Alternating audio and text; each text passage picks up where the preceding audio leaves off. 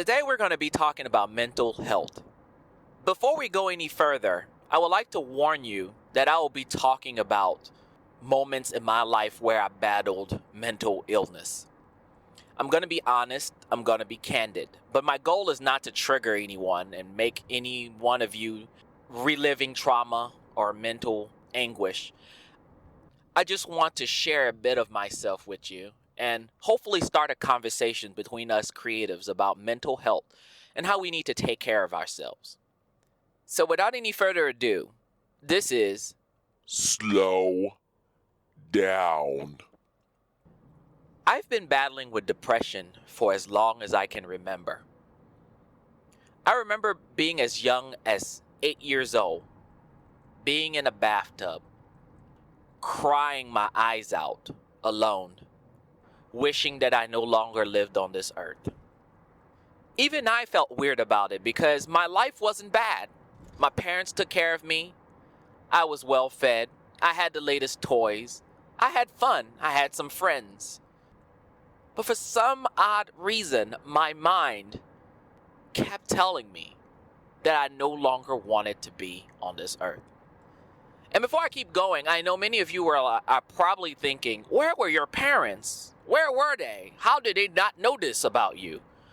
Well, first off, I'm an 80s child. I was born in 1983. I was also a precocious child. Everyone who knew me thought of me as an old man in a child form. So at that age, at 8 years old, in that bathtub, I knew that feeling that I was feeling was illogical. It didn't make sense. Why do I feel depressed? Why am I battling with my mind? Why am I crying? Why do I want to no longer live on this earth? But I didn't know how to have that conversation with my mom. So I hid that trauma. I hid that pain that I felt inside. And I knew how to cope. I knew how to look like everything's okay. So after I bawled my eyes out in that bathtub, when I heard my mom coming towards the bathroom, I immediately straightened up. I acted normal, and my mom mentioned, "Oh, your eyes are red. Is everything okay?" I said, "Oh, yeah, some soap got into my eyes while I was playing." And I knew how to play it off at 8. I don't know where that came from. I don't know why that's part of my personality, but that's the way I was. I found ways to cope, though. Fortunately for me, being a precocious child meant that I paid attention to the people around me.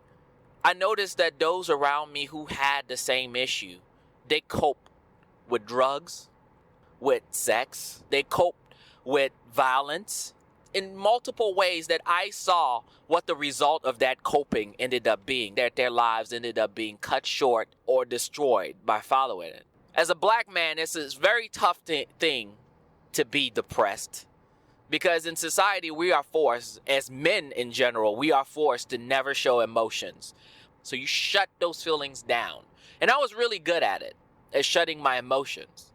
But when I was in closed doors and alone, that ate me up inside.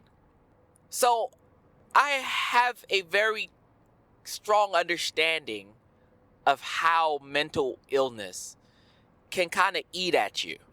As I keep going, let me just say that knowing this, I also am aware that mental illness has various spectrums. People go through different things. And for me, as I'm telling you right now, I was fortunate enough that I was able to kind of function in society with my issue. I was able to find ways to cope, to juggle and balance. But it's not the case for everyone. Not everyone has the same case. Depression hit people differently.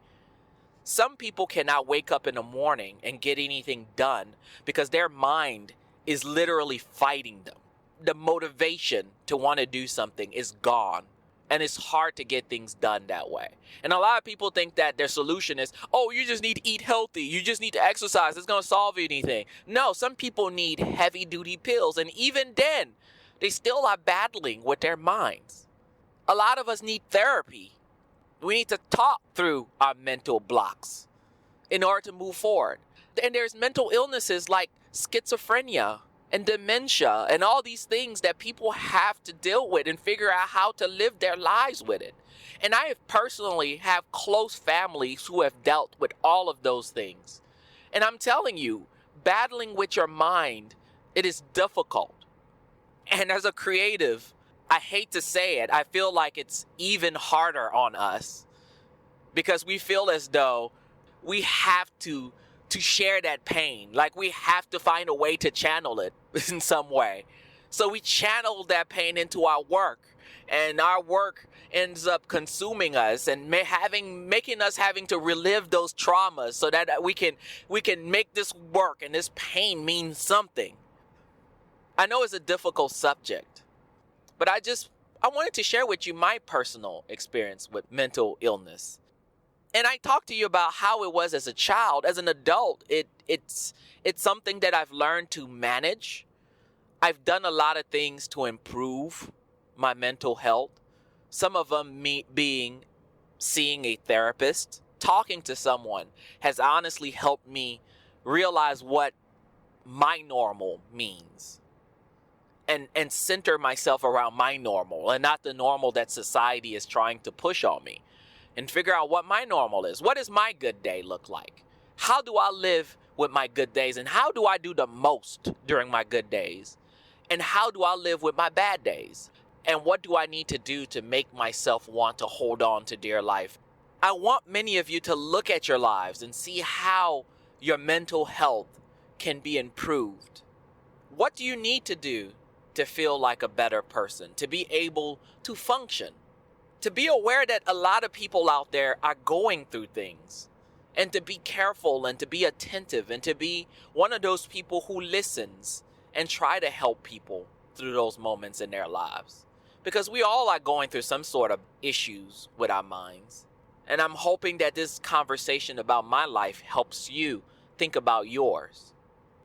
So, after talking about this, what are some things you're dealing with? Are you dealing with any mental illness right now in your life? How are you coping? What are you doing?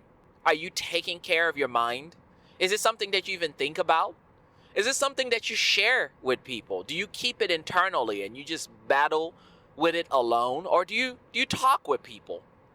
Whatever you choose to share, feel free to do so as you share this podcast with your friends. Talk about your life.